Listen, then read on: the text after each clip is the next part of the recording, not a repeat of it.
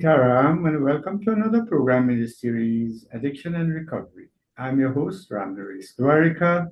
I'd like to welcome all of our brothers and sisters in Trinidad and Tobago, up the Caribbean, and all of you who are listening and following the program on your various media platforms.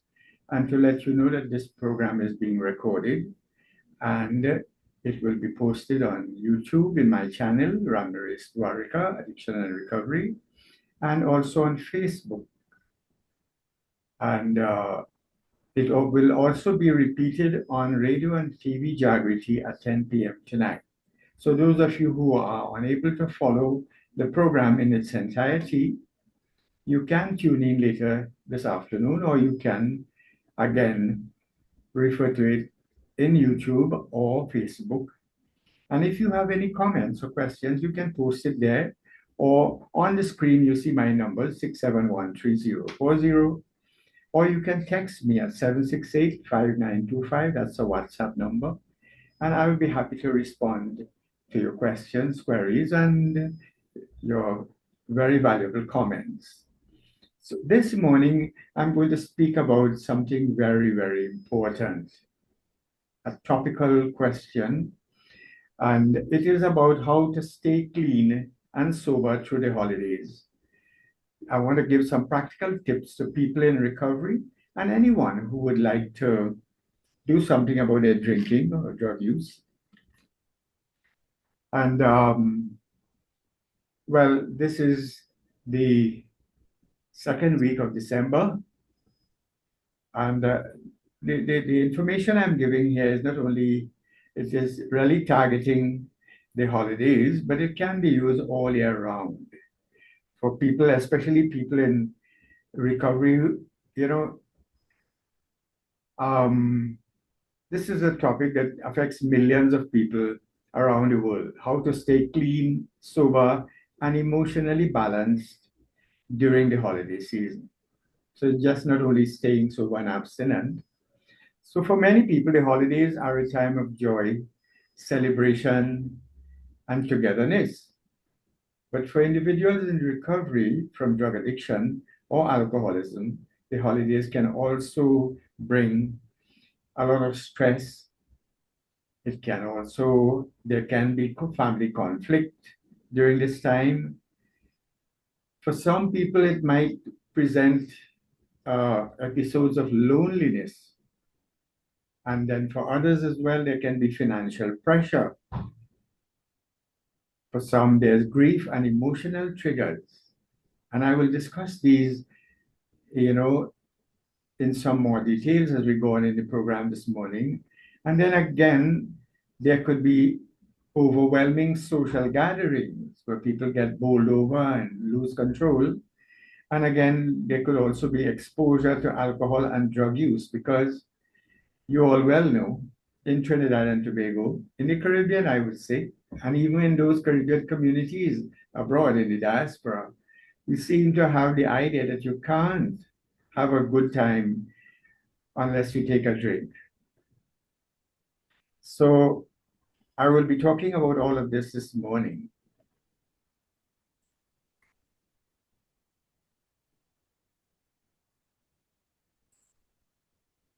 Sorry. Yes. So that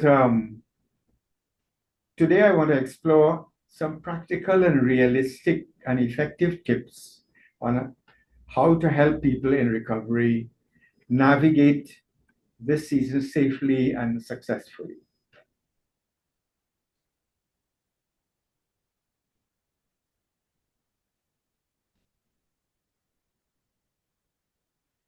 Let's begin with understanding why this season is so risky. Let me just adjust this picture.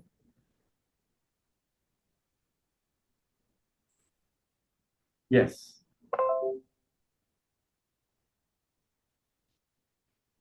Around this time, we know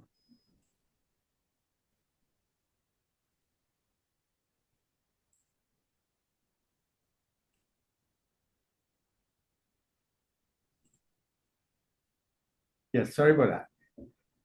there's an increase in social events, so that you have holiday parties often involve alcohol and drug use.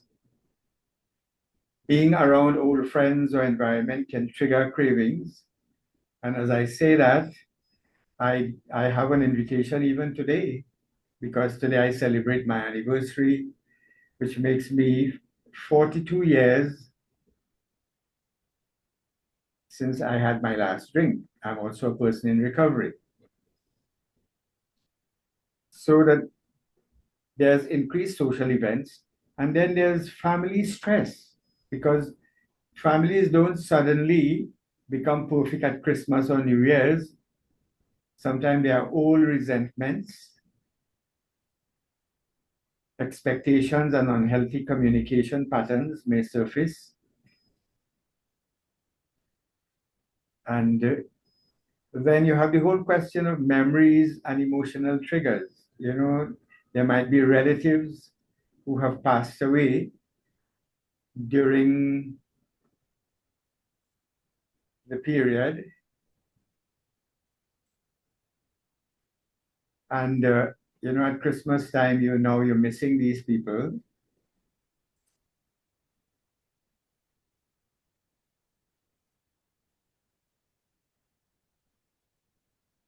Yeah, and this could bring a lot of emotional turmoil in one's mind.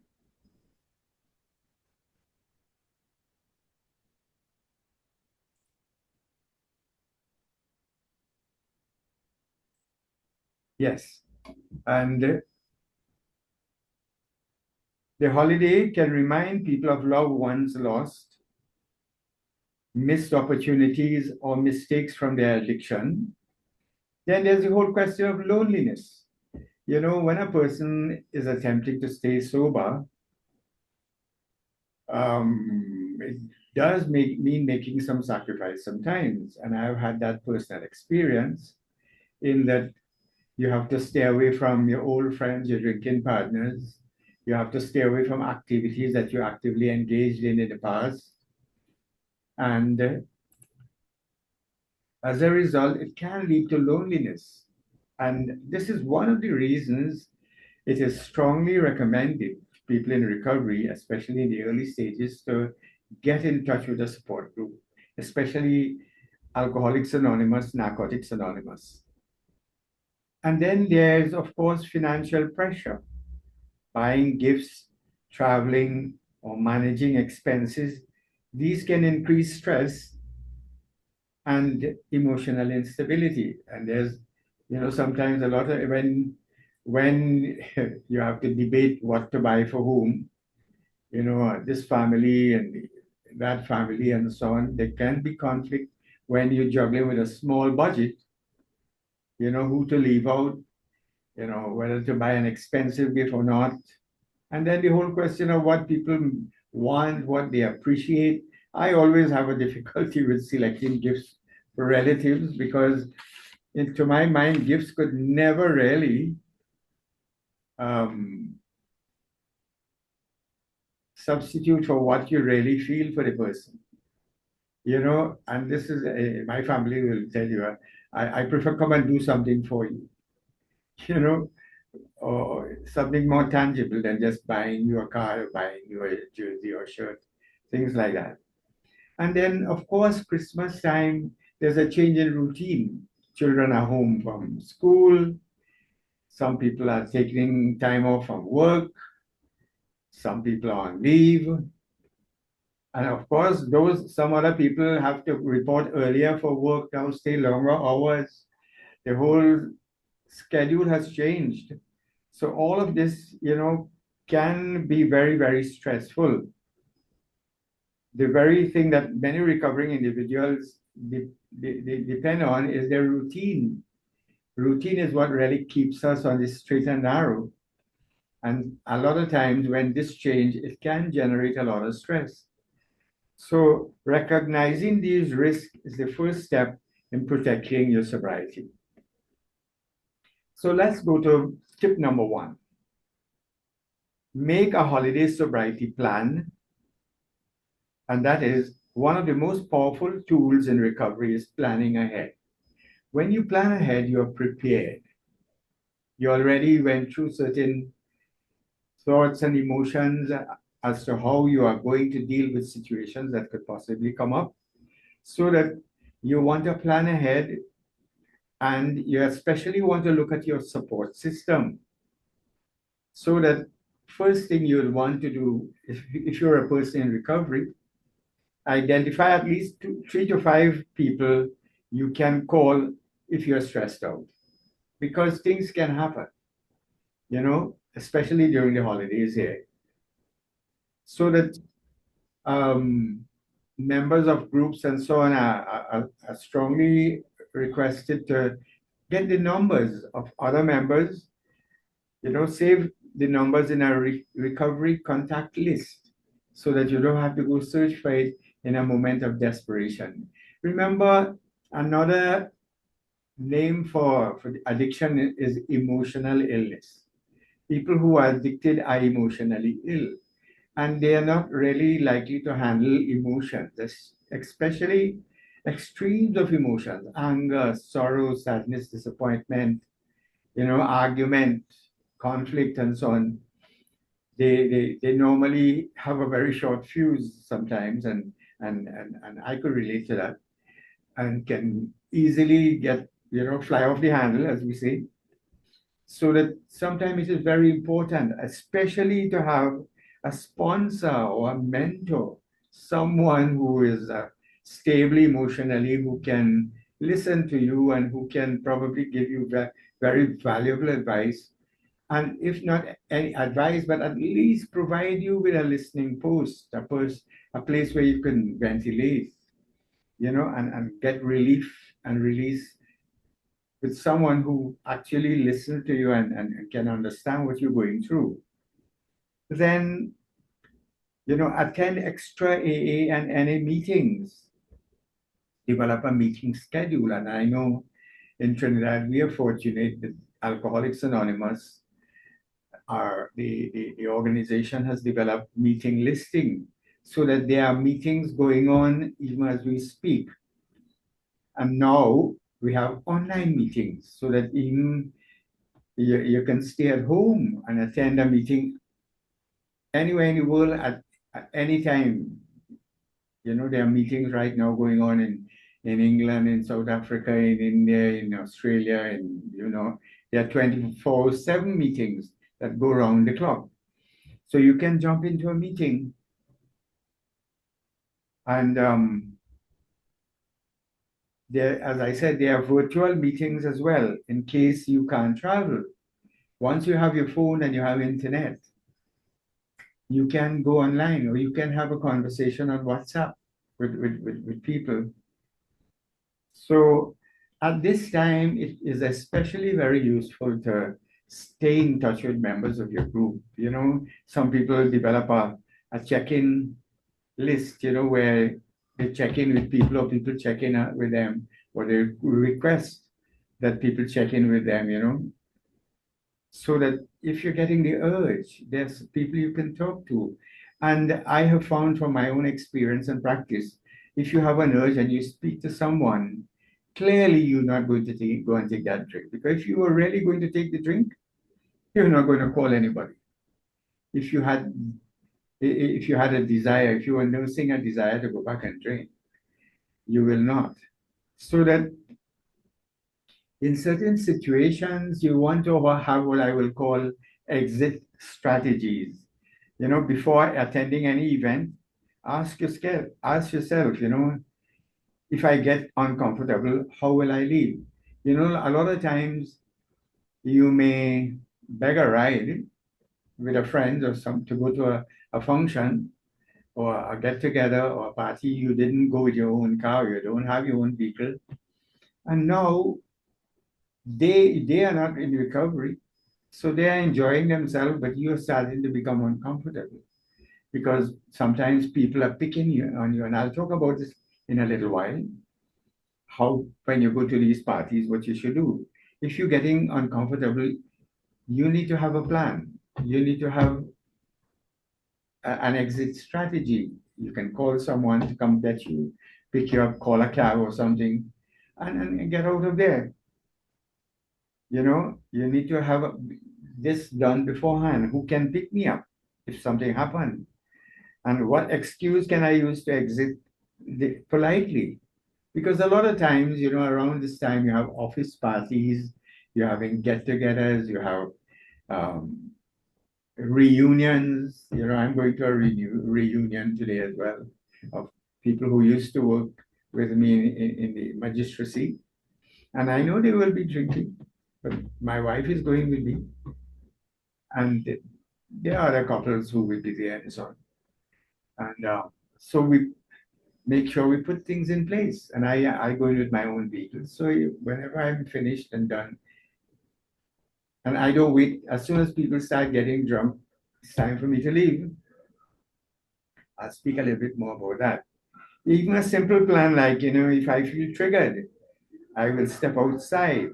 I will breathe deeply. I will call a friend and leave if needed, you know. And over the holidays, it is also very useful to develop what I would call a daily routine, keep some kind of structure because as I've been using the term structure. Can you stop for a minute and think when a person is drinking or using drugs, they live a very unstructured life. Excuse me. In Trinidad, we say, Sunday could fall on Monday when we're drinking. It doesn't really matter. So that even though it's holidays and we may not be at work and so on, we need to retain that structure, wake up at the same time. Because there's something called the circadian rhythm. We have a sort of biological clock inside of us that makes us feel sleepy at a certain time and wake us up at a certain time. Now, with the holidays, we'll be waking late and watching TV with friends and hanging out or, going to get togethers and staying up late, going to functions and so on. Office Christmas party. I belong to an organization that's also having a Christmas party. So when you go, of course, you're going to be staying later sometimes. And when you go to sleep late, it interferes with your biological clock. But it is important if you want to retain that sleep pattern, you stick at least with getting up on time. It doesn't matter what time you went to sleep, wake up at the same time. So the next day you would feel sleepy when the time to sleep comes. And then, it's important at this time, even if you can't go out and so on, but you know that you're surrounded, the environment is highly laced with drinking and getting together and that festive environment, and you used to be part of that. So you can easily feel left out. So it's suggested that, it's important at this time to read a lot of recovery literature. There's a saying, I've heard a lot of people say this, if they have a problem and they open the AA Big Book, for instance, it opens on a page that they needed to read, as though there's a spiritual hand that is guiding the person. And I want to subscribe to that because I believe in a higher power. I believe God will let us know what we need to know when we need to know it. And if you are listening to this program, it is not by accident. It is by design, there's a divine order to things. That you probably need to hear something that I'm going to say this morning. Another thing is to always keep your routine, exercise, walk. Sure, you can't go to the gym and all of that. But when we are exercising, our breath pattern changes and our emotion is linked to our breathing pattern. When we are angry, how we breathe very rapidly. And when we're peaceful like now, how we're breathing. And while we do not have any control over the thoughts that come to our mind and could stress us out, we have control over our breathing so that we can influence our emotions by taking some deep breath. And so that when we exercising, you'd find our mood changes. Whether you went to the gym, whether you jog, whether you walk, your mood changes. If you were feeling depressed and anxious and you start walking in a little while, your anxiety would change. And we also need to journal our feelings around this time, what am I feeling right now and why? What is influencing this? It will be good reading when you go back and look at. So that it is said that structure protects sobriety. So tip number 2 is that sobriety is more important than pleasing anyone.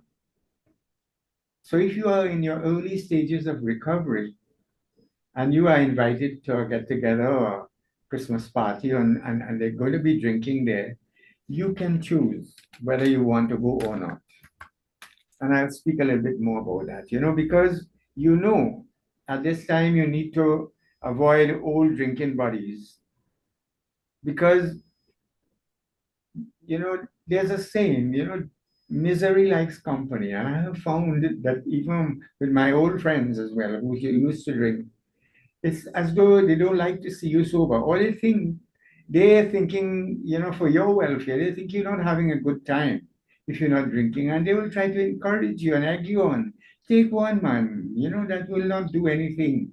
And look, you've been sober so long. If you take one drink, that can't cause anything. And you have discipline, you have control. And these are things your ego likes to hear, and you could buy into it. It's as though, we have a saying, you take basket and basket don't hold water. You understand? So that your old drinking buddies, you want to really avoid them at this time.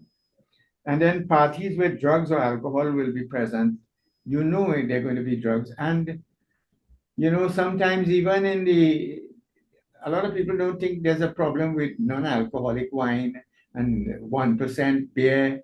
Just was 1% in the shandy. I'll tell you something that is deadly for the alcoholic in recovery because uh, the addiction is not only physical, it's not only chemical, it is psychological. And just going through the motions of drinking non-alcoholic wine could take you to use the real thing. You understand? So you need to avoid homes or communities where you once used drugs, especially for people who used to smoke marijuana and smoke cocaine and so on. You want to stay away from the block at this time, from people and friends who are using, because they will buy up and stock up things for the holidays because that's their way of getting high. That is their drug of choice. So you want to stay away from individuals who criticize or mock your recovery. There are people who, as though they jealous that you are staying sober now. Because in a way, you are doing something that they wish they could do. And sometimes there's envy. And so I have witnessed this, and people telling you, dog that's sucking egg can't stop. He will go back and drink.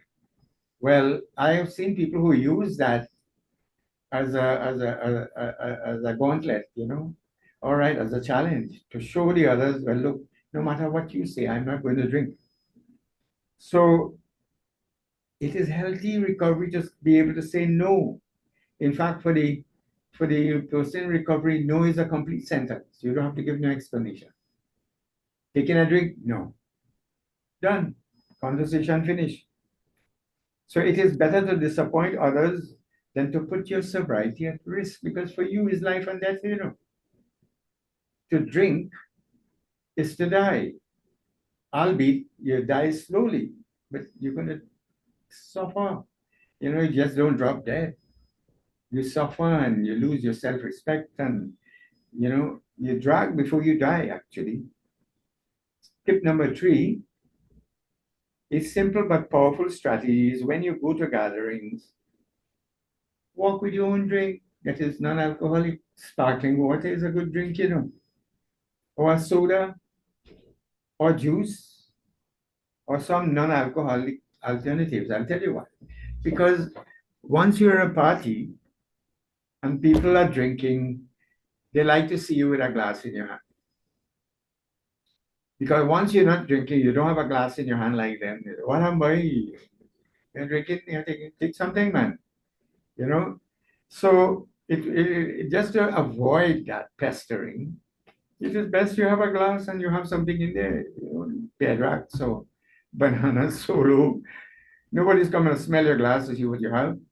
They will immediately assume that you're drinking and they won't bother you.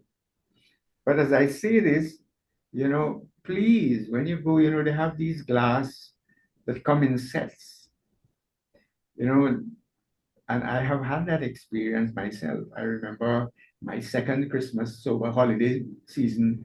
I went down south, me and my brother, we went to visit one of his relatives, and we were playing a game of pool. I like to play pool, but we all had the same glass. They brought same glass, and I had Piedrax in mine. My brother and his brother-in-law had Scotch and whatever.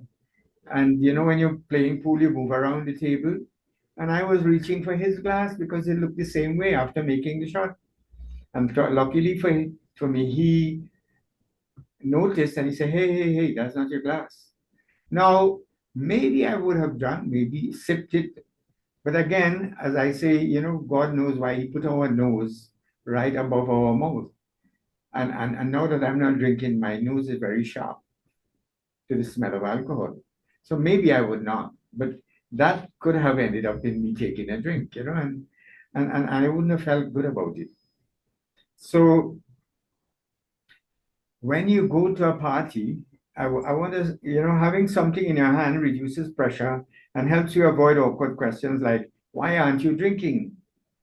Now, as I said, take a glass that is unique, that is peculiar, that you could identify as yours, even if you're a sit down. And don't leave your glass unattended. Because, when people have 2, 3 drinks, friends of yours, they like to play pranks and they don't know how serious this is for you.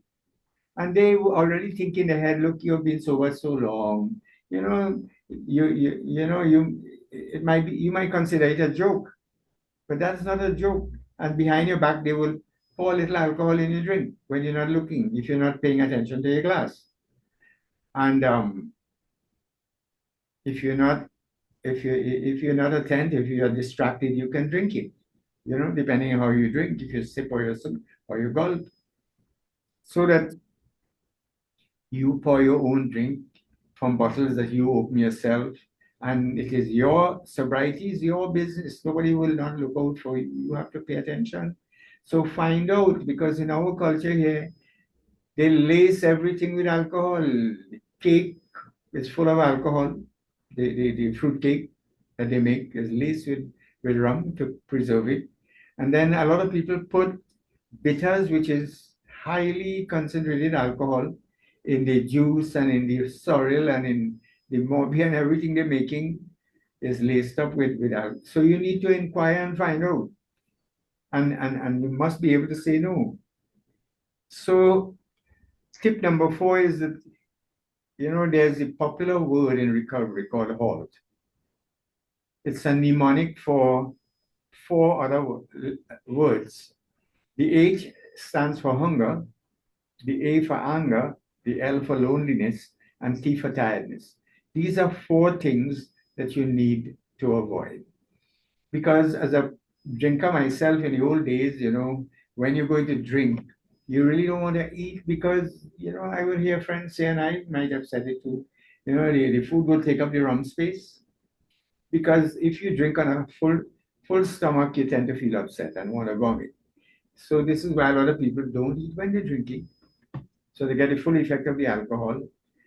And conversely, if you have your belly full, if your stomach is filled, you don't get the urge. It reduces the craving for alcohol. So people in recovery are well advised to avoid hunger because that reduces the craving.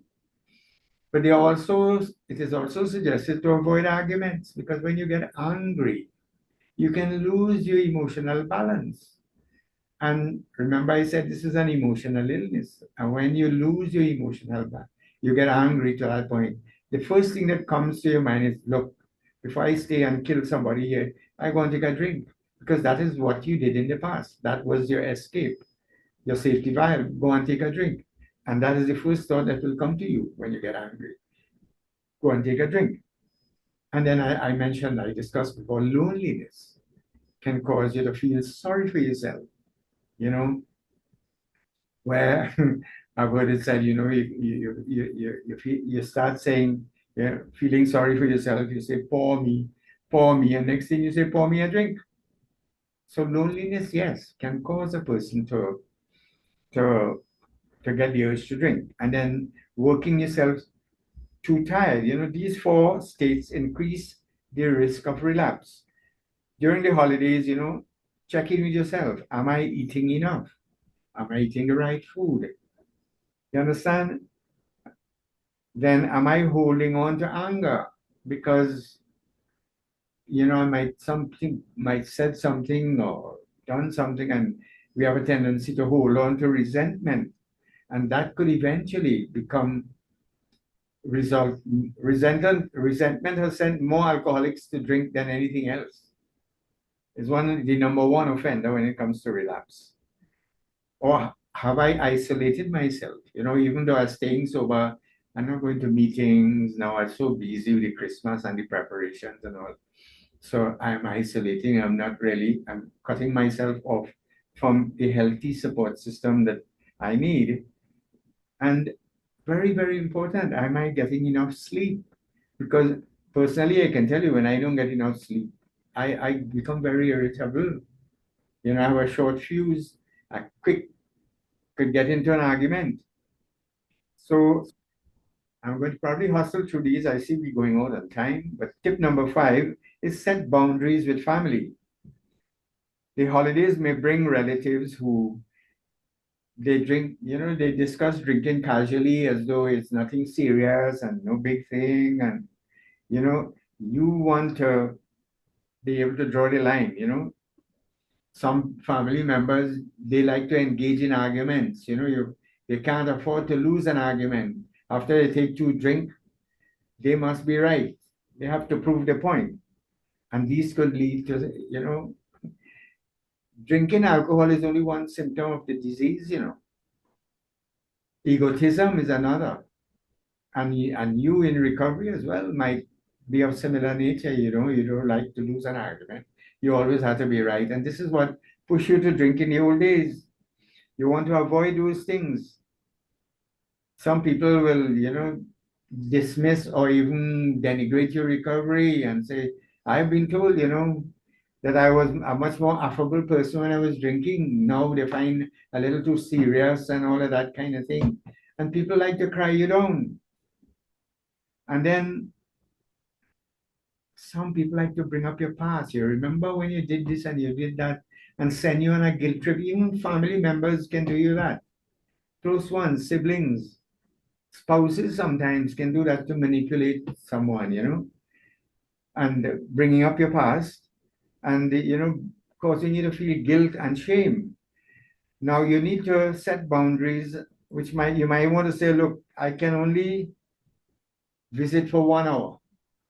If people invite you, you can tell them, look, boy, I'll be busy, but I'll come over. I can't stay too long. So you give yourself license to leave without having to deal with all of this, pressure. Or you may want to come out and tell them straight out, look, I will not discuss my past addiction today. Done, job done. You understand? And you be firm with it. Or please don't offer me alcohol or drugs, And, when I was drinking, I had quite a number of drinking friends. And as soon as I stopped drinking, I don't know, all these fellas just disappeared. But I remember having one friend who stayed. And he always encouraged me and said, boy, I'm so happy that you stopped drinking. He was not an alcoholic. He has passed on today, now, but he was a true friend. And when we went out anywhere, although he drank, he could drink, he will not drink while we were together, just to be supportive of me. And he will tell friends and relatives, if I went with him to visit his relatives, he will tell them, please don't offer us any alcohol. I'm not drinking today. My friend is not drinking. And that was a really good friend. I cherish that. And tip number 6, one of the most healing parts of recovery is helping others. There's a saying that the time to be happy is now. The place to be happy is here. The way to be happy is to make others happy. And we'll have a little heaven down here. And there's nothing that will take your mind away from yourself and your troubles as helping another person. You know, so there's a lot of occasions where you can go and you can help to serve meals. You can visit a recovery center and give a contribution. You can help an elderly neighbor. There's so many things around. There are poor people now who don't have it. The young children are living abroad, and they can't move around too much to clean the place or even decorate or do anything. Or just to talk with somebody. You may want to go and spend an hour with them. You know, help an elderly neighbor attend 12-step holiday marathons. And as I say this, in my community, we are very fortunate to have 5 AA groups. And one of the AA groups, the Felicity Serenity AA group, which houses its meeting in the Felicity Hindu School on a Sunday, they have been having marathon meetings for the last 26 years. This will be the 27th marathon meeting, which starts on Christmas morning at 8 a.m., goes right through the day, all through the night, until Boxing morning, 8 o'clock. And over the years, people from all over Trinidad, they come and other groups come and they panel with this group. That is, they carry on the meeting for an hour and a half. I also attend. I find it very interesting to meet people from all over Trinidad and people I would have known at Cora Hospital when I worked there and so on. And all these people who are in recovery. And I'm extended on behalf of the group, I extend an invitation to anyone out there in recovery. This would be a good experience for you to have.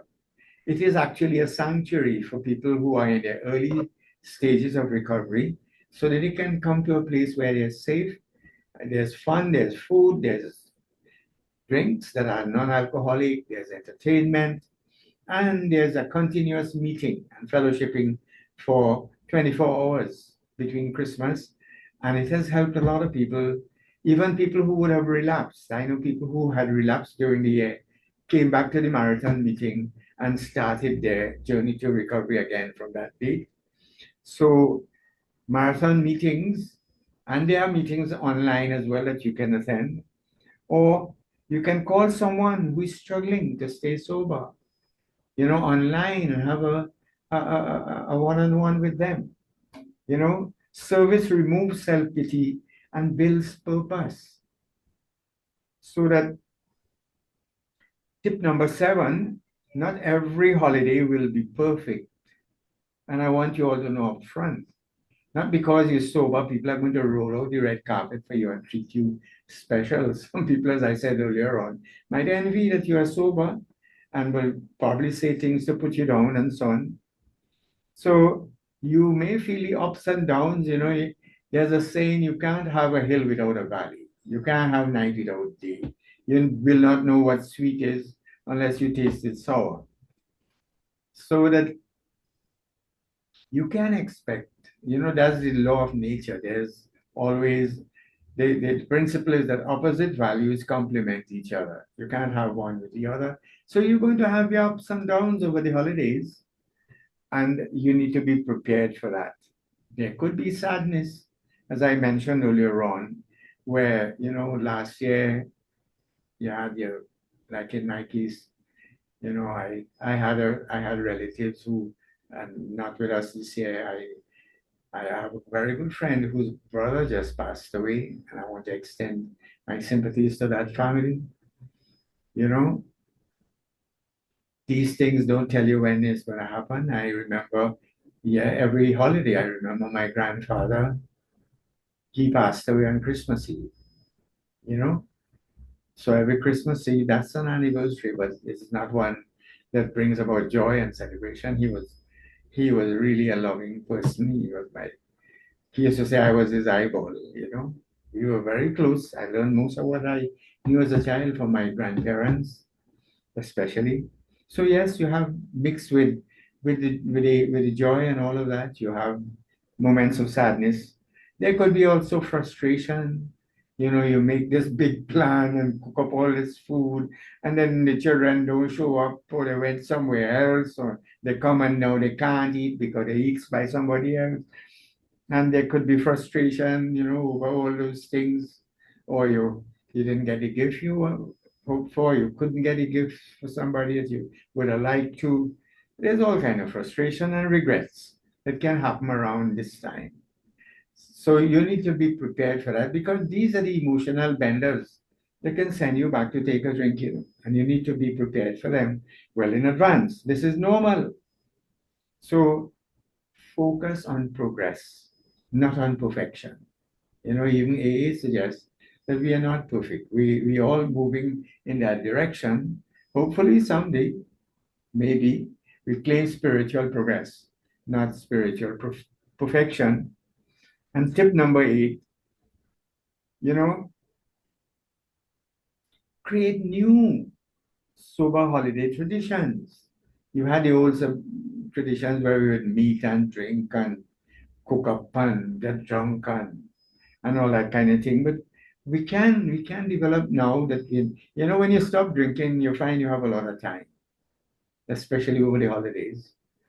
And so that you may want to consider have a movie night, with your siblings or with your children and your spouse. Have a movie night. Or for children, younger people, and so on, engage in a board game with them, like pool or chess or any one of those. You have these games that can really get you. Well, I know a lot of people go and play on their phone and so on. There's games on the phone and so on. But it is best to play at a game with other people in the family. Or you may want to go for a nature walk. These are new novel ideas. You know, I know for most of my carnivals, when everybody would be in the city jumping up and getting drunk, me and my family, we'd organize a road trip into the countryside. We'd go to Blanchisseuse, or we went to Guarari. We'd meet in Mayaro to have breakfast there at a friend, at a relative, and be on the, and those were exciting memories. It did two things. It created new memories, beautiful memories, but it also take us away from all of that temptations and stress and so on. Or you may want to organize a family cook-up, where everybody, some prepare the salad, some prepare this, some prepare that, rather than put the burden on the old grandmother, mother alone. Let's have everybody get together and make fun of it. I have a brother. I would like to encourage him to learn. Two brothers, well, my three brothers. I don't think they know how to cook.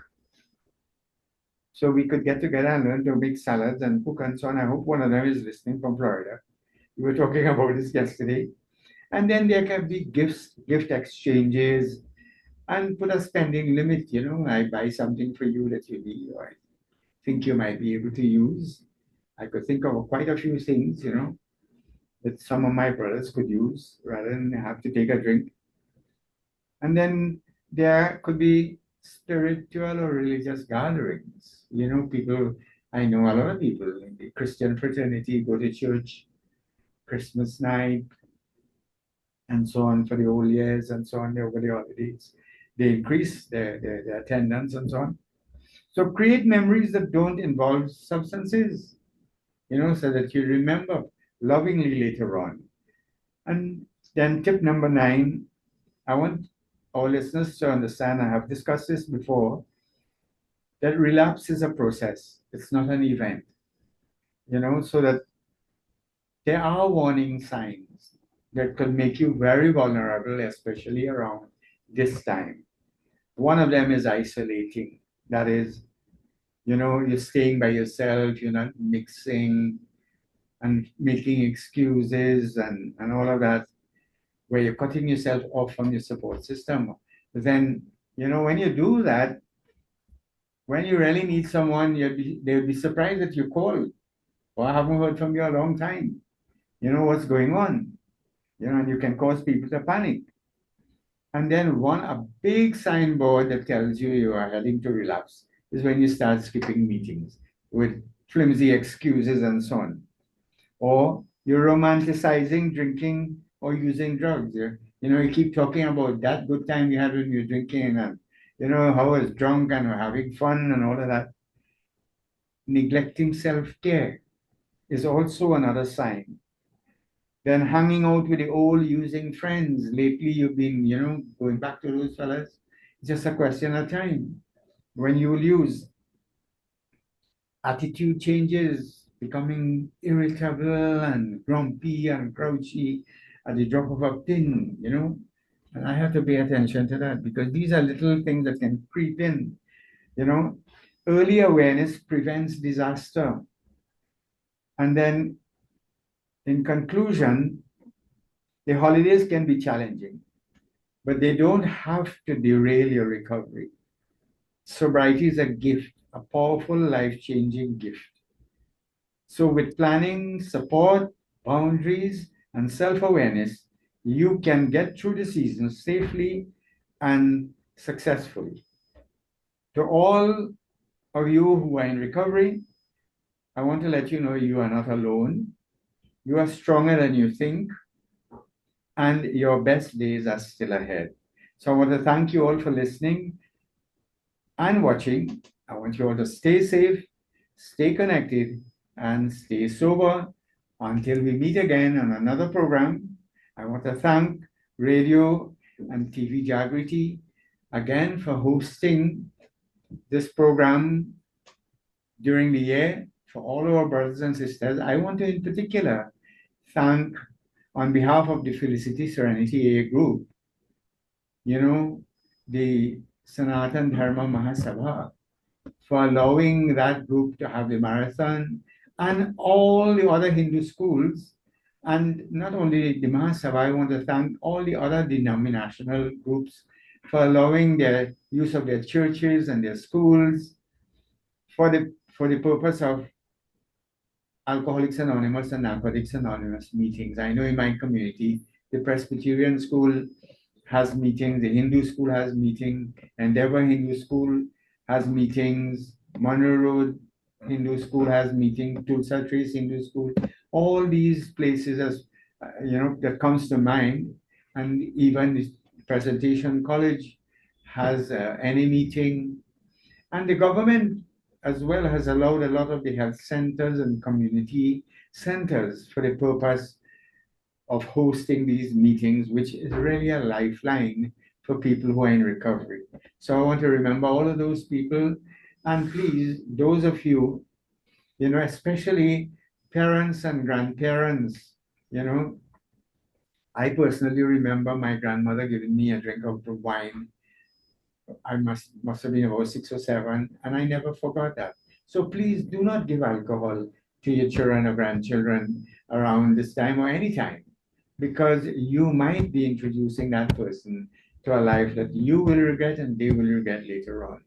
So again, as I said goodbye, say goodbye to you all. I want to wish you all happy, enjoyable, but sober holiday season. I'm not certain whether next week we are having the program, but you all will be informed in due course. I want to thank again the people at Radio and TV Jagriti, especially Jason Kalu, and the people in the operating room, Mr. Bimal Ramdani, and all of them, for the valuable services and backup support they have given for this program all through the year. Clearly, we are not finished yet, but I'm taking in front so that I want to thank you all until next week. So goodbye for now until we meet again.